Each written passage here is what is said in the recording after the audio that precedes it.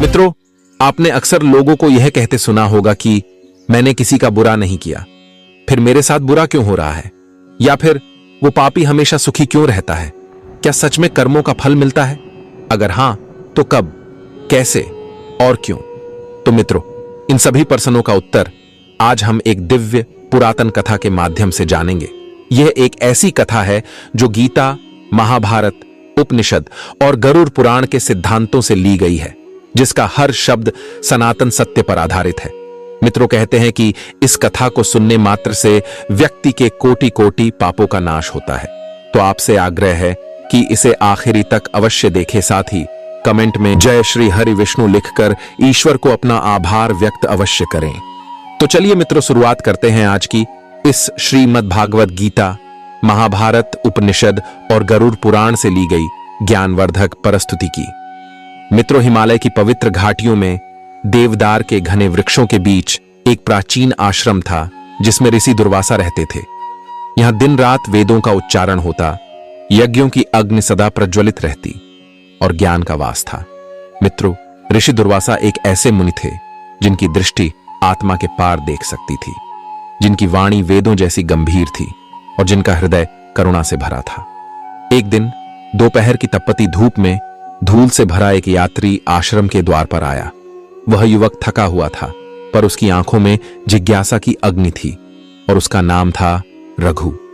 मित्रों, आश्रम के द्वार पर बैठते हुए उसने कहा, गुरुदेव, क्या मुझे आपके चरणों में कुछ प्रश्न पूछने की अनुमति है? ऋषि दुर्वासा ने शांत मुस्कान के साथ कहा, पुत्र, बोलो, क्या जानना चाहते हो? रघु बोला, गुरुदेव, मैं जीवन से थक गया हूं।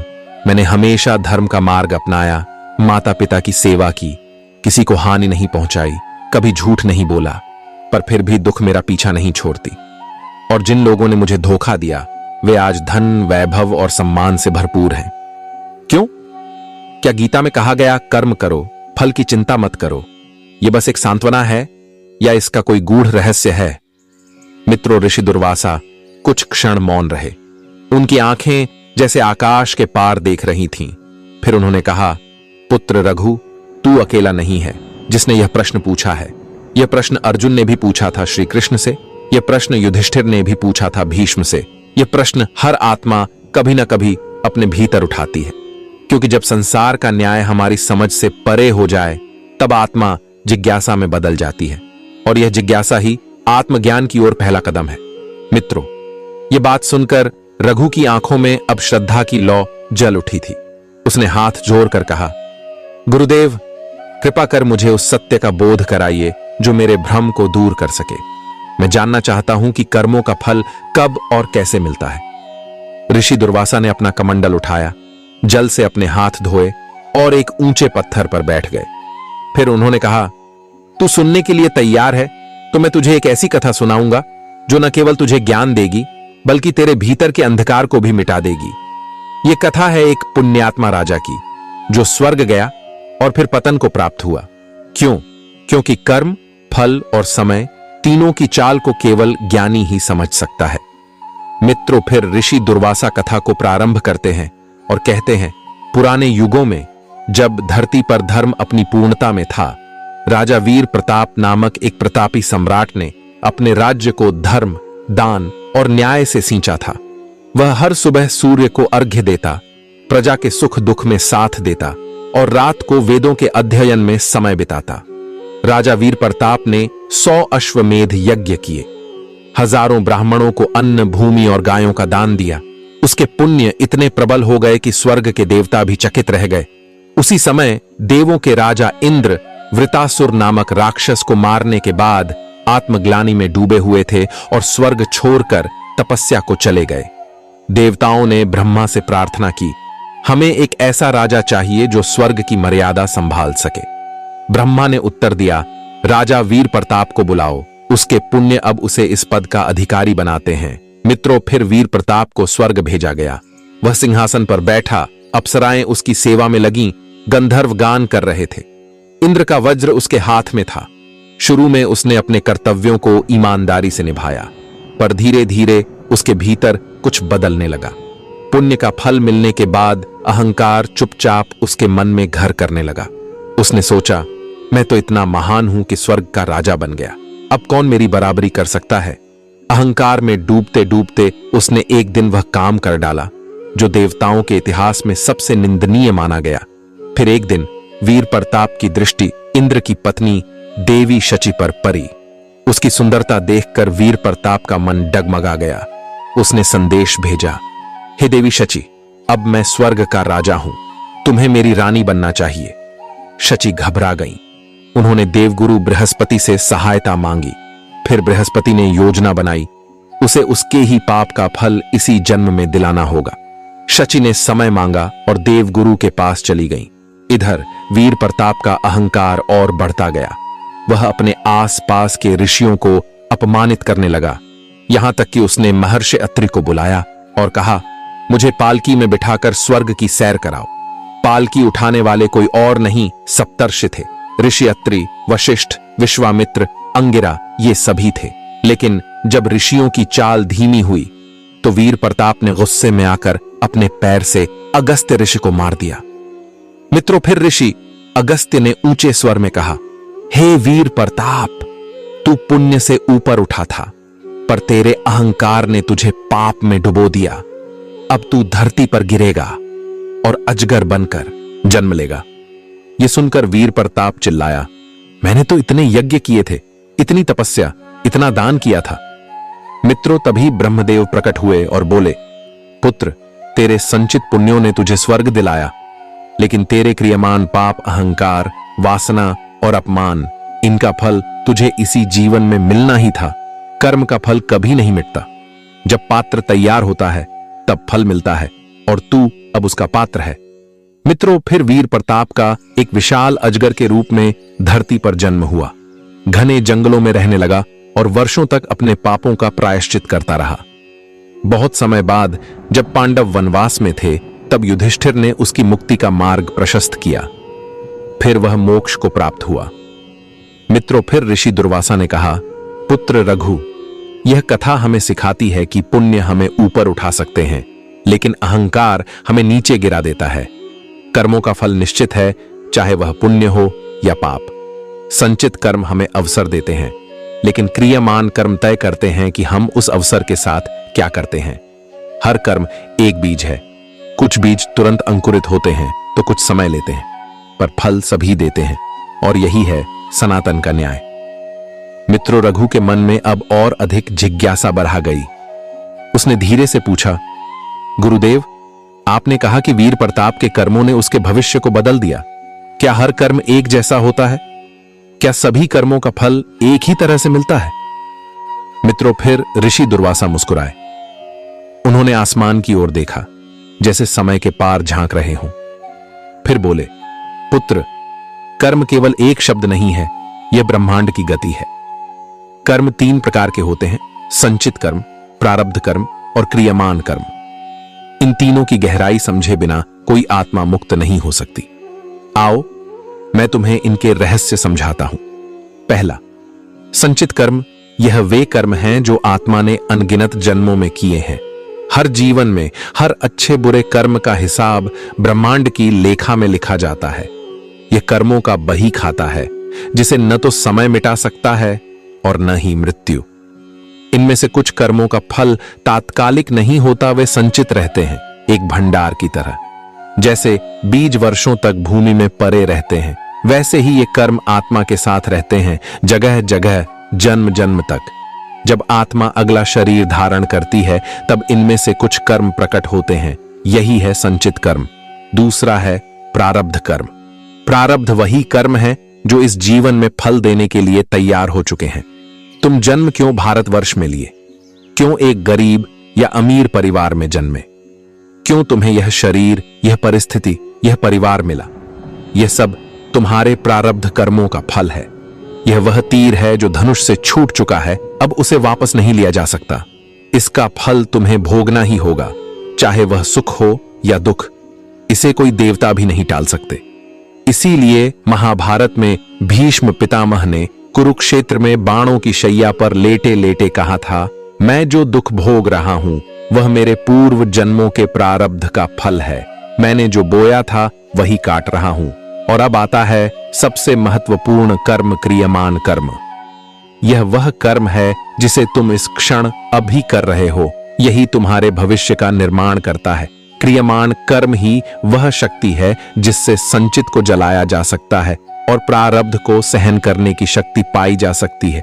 यह तुम्हारा वर्तमान है जिस पर तुम्हारा संपूर्ण अधिकार है। श्रीमद् भगवद गीता में श्री कृष्ण ने अर्जुन से कहा, हे अर्जुन, तुम्हें केवल कर्म करने का अधिकार है, फल पर नहीं, क्योंकि वह पूर्व कर्मों और ईश्वर की योजना से बंधा है। लेकिन यह भी सत्य है कि सत्कर्म से हम भविष्य के दुखों को कम कर सकते हैं और दुष्कर्म से सुखद जीवन को भी विष में बदल सकते हैं। मित्रों, फिर ऋषि ने एक उदाहरण देते हुए कहा कि तुम एक किसान की कल्पना करो। उसके पास बहुत से बीज हैं जो वह वर्षों से इकट्ठा करता आया है, तो यह उसका संचित कर्म है। इन बीजों में से कुछ वह इस मौसम में बोने के लिए चुनता है, तो यह उसका प्रारब्ध कर्म है। और अब वह खेत जोतता है, पानी देता है, सूर्य के नीचे मेहनत करता है, तो यह उसका क्रियमान कर्म है। यदि वह लापरवाही करे तो अच्छी फसल भी सूख सकती है। यदि वह मेहनत करे तो कठिन बीज भी फल दे सकते हैं। यही है कर्म का रहस्य। मित्रों, फिर ऋषि दुर्वासा ने रघु की ओर देखा। अब उसकी आंखों में नई चमक थी, मानो अंधकार में दीपक जल गया हो।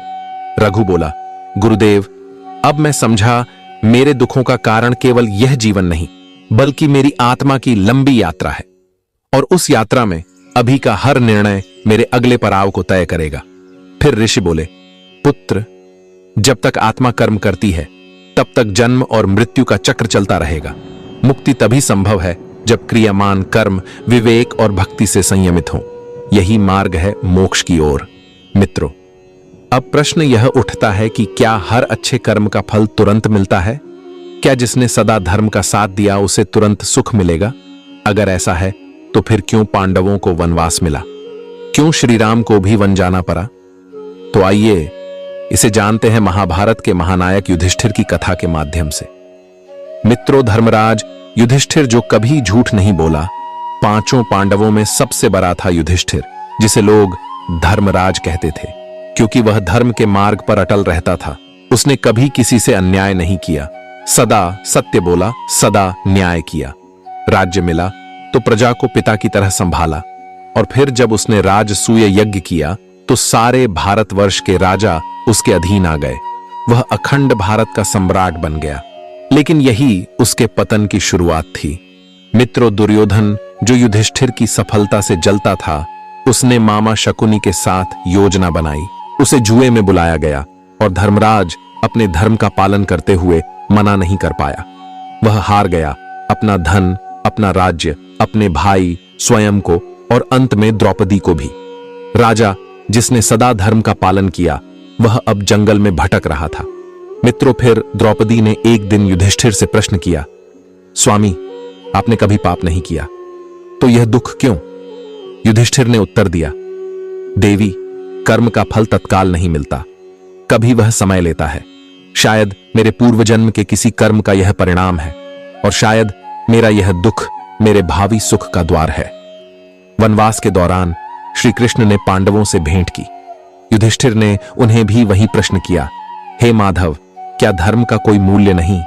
क्या धर्मी को भी ऐसा कष्ट सहना पड़ता है? श्री कृष्ण बोले, हे धर्मराज, तुम आज दुखी हो क्योंकि तुम अपने कर्मों का फल तुरंत चाहते हो। पर याद रखो, बीज आज बोया जाता है, फल आने में समय लगता है। जो तुरंत फल चाहता है वह व्यापारी होता है, धर्मात्मा नहीं। तुम्हारे दुख तुम्हें भविष्य के महान कार्यों के योग्य बना रहे हैं। वनवास ने अर्जुन को दिव्यास्त्र दिलाए, भ्रमण ने भीम को हनुमान से मिलवाया, और इस समय ने तुम्हारे मन को तपाया जैसे सोने को अग्नि तपाती है। यह दुख तुम्हें उस युद्ध के लिए तैयार कर रहा है जिससे धर्म की स्थापना होगी। 13 वर्षों के बाद युधिष्ठिर ने धर्म के लिए युद्ध किया, न कि बदले के लिए। उसने अपने शत्रु को पहले संधि का प्रस्ताव दिया, केवल 5 गांव मांगे, पर अहंकार ने अस्वीकार कर दिया। फिर युद्ध हुआ, सैकड़ों वीर मरे, धर्म अधर्म से टकराया, और अंततः धर्म विजयी हुआ। युधिष्ठिर को पुनः राजगद्दी मिली, और जब समय आया तो वह अपने भाइयों सहित महाप्रस्थान के लिए हिमालय की ओर निकल पड़ा। मित्रों, एक समय श्री कृष्ण ने कहा था, कभी भी यह मत सोचो कि अच्छे कर्म का फल नहीं मिलेगा। यदि वह तुरंत न मिले तो समझो कि वह परिपक्व हो रहा है। ब्रह्मांड देर कर सकता है, लेकिन न्याय कभी नहीं टालता। मित्रों, फिर ऋषि दुर्वासा बोले, पुत्र रघु, महाभारत केवल युद्ध की कथा नहीं है, यह कर्म, धैर्य और धर्म के लिए संघर्ष की गाथा है। युधिष्ठिर की तरह जो धर्म के मार्ग पर चला, उसे अंत में फल अवश्य मिला, पर जब वह सबसे अधिक तैयार था। याद रखो, हर अच्छे कर्म का फल मिलता है, कभी तुरंत, कभी धीरे धीरे, पर जब आत्मा तैयार होती है तब ब्रह्मांड उसे सौंप देता है उसका पुण्य। कुरुक्षेत्र का युद्ध आरंभ होने ही वाला था। सामने थे अपने ही भाई, गुरुजन, रिश्तेदार, और रथ के बीच खड़ा था अर्जुन, कंपित और भयभीत। उसने गांडीव नीचे कर दिया और कहा, हे माधव, मैं युद्ध नहीं करूंगा। श्री कृष्ण मुस्कुराए और कहा, हे अर्जुन, तुम्हें केवल कर्म करने का अधिकार है, फल पर नहीं। फल की इच्छा से कर्म मत कर और अकर्म अर्थात कुछ न करने में आसक्त मत हो। पर मित्रों, सवाल यह है कि बिना फल की चिंता के कर्म कैसे करें? किसी को नौकरी चाहिए, किसी को सफलता, किसी को प्रेम, तो हम कैसे बिना फल की चिंता किए कार्य करें? श्री कृष्ण इसका उत्तर 3 मार्गों से देते हैं। जो भी कर्म करो उसे ईश्वर को अर्पित करो। श्री कृष्ण कहते हैं, जो तुम खाते हो, जो तुम दान करते हो, जो तप करते हो, वह सब मुझे अर्पित करो। इससे तुम्हारा मन फल की चिंता से मुक्त हो जाएगा। जैसे एक कलाकार चित्र बनाते समय रंगों में डूब जाता है, उसे पुरस्कार की चिंता नहीं होती, बस वह अपनी कला को पूजा समझता है। निष्काम कर्म का अर्थ है, मैं कर्म इसलिए कर रहा हूं क्योंकि यह मेरा धर्म है, ना कि इस पर मिलने वाले फल के कारण। अगर तुम शिक्षक हो तो तुम्हारा कर्म है ज्ञान देना। अगर तुम फल की चिंता में फंस जाओ तो या तो अहंकार आ जाएगा या निराशा, दोनों ही तुम्हें बांध देंगे। मित्रों, श्री कृष्ण ने अर्जुन से कहा, अपने धर्म में मर जाना भी बेहतर है। दूसरे का धर्म चाहे जितना आकर्षक क्यों ना हो, वह आत्मा के लिए घातक है। यानी तुम जो भूमिका इस जीवन में निभा रहे हो, पुत्र, पिता, विद्यार्थी, सेवक, शत्रु, वही तुम्हारा धर्म है। उसे पूरी निष्ठा से निभाना ही कर्म योग है। जब मन फल की चिंता से मुक्त होता है, तब कर्म तपस्या बन जाता है, और तब व्यक्ति किसी भी परिस्थिति में स्थिर रहता है, सफलता आए या न आए। मित्रों, फिर ऋषि दुर्वासा ने रघु से कहा, पुत्र, श्री कृष्ण ने कर्म को पूजा कहा है। जब मन फल की इच्छा से मुक्त हो जाता है, तब आत्मा स्वतंत्र हो जाती है, और यही मुक्ति है, जीवन में ही मोक्ष। जो कर्म को ईश्वरार्पण बना लेता है, उसका हर कार्य पूजा बन जाता है। फल आए या न आए, वह सदैव संतुष्ट रहता है। यही है कर्म योग की सिद्धि।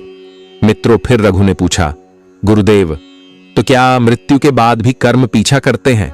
मृत्यु के बाद क्या होता है? क्या सब कुछ यहीं समाप्त हो जाता है या फिर कुछ साथ जाता है, जैसे कर्म, पाप, पुण्य? फिर ऋषि दुर्वासा कहते हैं, पुत्र, श्री कृष्ण ने गीता में कहा है, आत्मा कभी जन्म नहीं लेती और न कभी मरती है।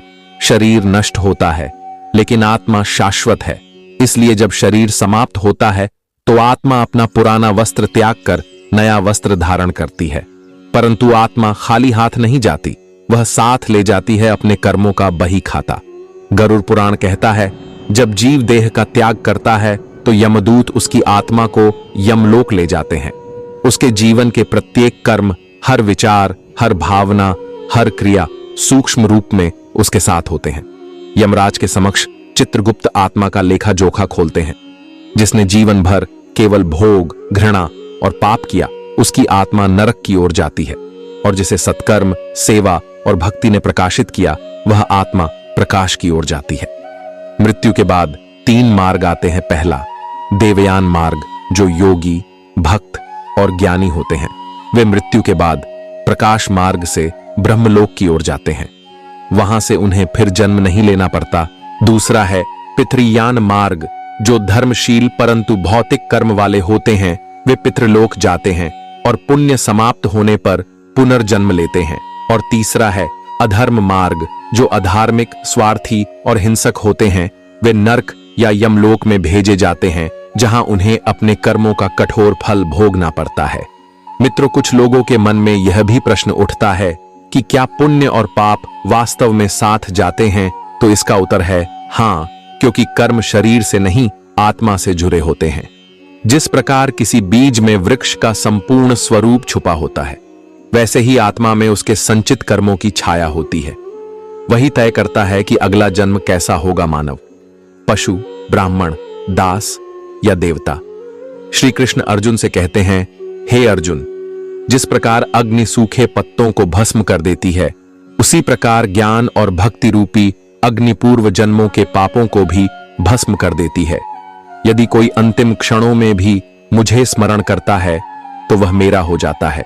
इसलिए गीता कहती है, जिस भाव में जीव मृत्यु को प्राप्त होता है, वही उसका अगला मार्ग बनाता है। मित्रों, भागवत पुराण की एक कथा के अनुसार रामानंद नामक एक ब्राह्मण था जो युवावस्था में पथ भ्रष्ट हो गया था। वह चोरी, छल और पाप में डूबा जीवन जीता रहा। मृत्यु के समय जब यमदूत उसकी आत्मा लेने आए तो डर के मारे उसने अपने पुत्र का नाम पुकारा, नारायण। मित्रों, वो नाम किसी ईश्वर के लिए नहीं था, परंतु भगवान के नाम की शक्ति ने उसे यमदूतों से बचा लिया। विष्णुदूत प्रकट हुए और बोले, जिसने अंतिम क्षण में नारायण कहा, वह हमारा है। ये कथा बताती है कि मृत्यु के बाद केवल कर्म ही साथ जाते हैं, परंतु यदि अंतिम समय में भी आत्मा ईश्वर से जुड़ जाए तो सारे पाप नष्ट हो सकते हैं। मित्रों, फिर ऋषि दुर्वासा रघु से कहते हैं, पुत्र, शरीर मिट्टी है, यह यहीं रह जाता है। धन, यश, संबंध सब छूट जाते हैं। जो साथ जाता है वो है कर्म। अच्छा या बुरा यह तय करता है तुम्हारा भविष्य। इसलिए कर्म करते समय सदा याद रखो कि हर कार्य अमिट है और मृत्यु अंत नहीं, वह एक नई शुरुआत है। जब तुम मृत्यु को समझ लेते हो तब जीवन को सही अर्थ में जीने लगते हो। मृत्यु के पार भी कुछ है और वहां तक केवल एक चीज जाती है और वह है तुम्हारे कर्म। पर मित्रों, क्या मृत्यु के पार जाना संभव है? क्या सच्चा ज्ञान आत्मा को जन्म मरण के चक्र से मुक्त कर सकता है? श्री कृष्ण कहते हैं, हे अर्जुन, अब मैं तुझे वह ज्ञान दूंगा जिसे जानने के बाद इस संसार में जानने योग्य कुछ शेष नहीं रह जाएगा। यही है आत्मज्ञान। जिसने आत्मा को जान लिया वह पाप, बुढ़ापा और मृत्यु से परे हो जाता है। आत्मा को न तो वाणी से, न बुद्धि से और न ही पुस्तकों से जाना जा सकता है। जिसे आत्मा स्वयं चाहती है उसी को वह अपना रूप प्रकट करती है। मित्रों, गरुड़ पुराण कहता है, सद्कर्म आत्मा को ऊर्ध्वगामी बनाते हैं, परंतु केवल ज्ञान ही उसे जन्म मरण से मुक्त कर सकता है। मित्रों, ज्ञान क्या है? यह जानना कि मैं शरीर नहीं आत्मा हूं। यह समझना कि यह संसार मिथ्या है, बदलता है, पर मैं अचल हूं। यह अनुभव करना कि मैं और परमात्मा अलग नहीं, वही मेरा स्वरूप है। श्री कृष्ण कहते हैं, जो मृत्यु के समय मुझे स्मरण करता है वह मेरे स्वरूप को प्राप्त करता है, इसमें संदेह नहीं। यह स्मरण केवल नाम लेने भर का नहीं है, यह है बोध, ज्ञान और परम श्रद्धा। मित्रों, फिर ऋषि दुर्वासा कहते हैं, पुत्र रघु भरत मुनि, जिन्होंने अपना पूरा जीवन तप में बिताया, मृत्यु के समय उनका मन एक हिरण के बच्चे में फंस गया और अगला जन्म मृग के रूप में हुआ। परंतु उन्होंने उस जन्म में भी ज्ञान का स्मरण रखा और अगले जन्म में जर भरत के रूप में मोक्ष प्राप्त किया। अर्थात ज्ञान, केवल ज्ञान ही आत्मा को मुक्त कर सकता है, परंतु मृत्यु के समय का चित्त भाव ही निर्णायक होता है। ज्ञान का प्रकाश ही मोक्ष है। पुत्र, कर्म अच्छे हों यह आवश्यक है, पर ज्ञान हो यह अनिवार्य है। कर्म बंधन को शुद्ध करता है, पर ज्ञान बंधन को काटता है। मृत्यु से भय तभी मिटेगा जब तुम जानोगे कि तुम कभी मर ही नहीं सकते। तुम आत्मा हो जन्म और मृत्यु दोनों से परे। सच्चा ज्ञान मृत्यु को नहीं मिटाता, बल्कि यह सिखाता है कि मृत्यु कभी थी ही नहीं, और जो यह जान गया उसके लिए मृत्यु केवल एक द्वार बन जाती है, मोक्ष का द्वार। मित्रों, आइए अब हम जानते हैं कि क्या है ज्ञान का वास्तविक फल। ज्ञान केवल सूचनाओं का संग्रह नहीं है। ज्ञान वह प्रकाश है जो अज्ञान रूपी अंधकार को मिटा देता है। जिसके भीतर अज्ञान नष्ट हो गया है, उसके लिए ज्ञान सूर्य के समान प्रकाश देता है। यह प्रकाश केवल देखने के लिए नहीं, बल्कि जीवन के हर भ्रम को जलाने के लिए है। ज्ञान का पहला फल है शांति, जिसे संसार के दुख छू नहीं सकते। दूसरा फल है करुणा। सच्चा ज्ञानी दूसरों की पीड़ा को अपनी समझता है। तीसरा फल है स्थिरता। वह न सुख से डोलता है न दुख से टूटता है। और अंतिम फल है मोक्ष, जहां आत्मा न पुनः जन्म लेती है न मरती है, वह सदा के लिए परमात्मा में विलीन हो जाती है। ऋषि दुर्वासा बोले, पुत्र, अब तू जान गया है कि कर्म करते हुए भी आसक्त न हो, भक्ति करते हुए भी अभिमान न हो, ज्ञान प्राप्त करके भी अहंकार न हो। यही है पूर्णता। अब न तुझे मृत्यु छू सकती है न जन्म तुझे बांध सकता है। तू मुक्त है, पूर्ण है, ब्रह्म है। ज्ञान केवल पढ़ने की वस्तु नहीं, वह जीने की कला है। जो इसे जी लेता है उसके लिए जीवन स्वयं मोक्ष बन जाता है। यही है ज्ञान का फल, एक ऐसी शांति जो मृत्यु से भी परे है। तो मित्रों, इस वीडियो में फिलहाल इतना ही। यदि आपको यह जानकारी अच्छी लगी हो तो कृपया इस वीडियो को एक लाइक करके इसे अपने मित्रों बंधुओं के साथ शेयर अवश्य करें। और ऐसी ही ज्ञानवर्धक जानकारी के लिए हमारे इस चैनल को सब्सक्राइब अवश्य कर लें। वीडियो को आखिरी तक देखने के लिए आपका धन्यवाद।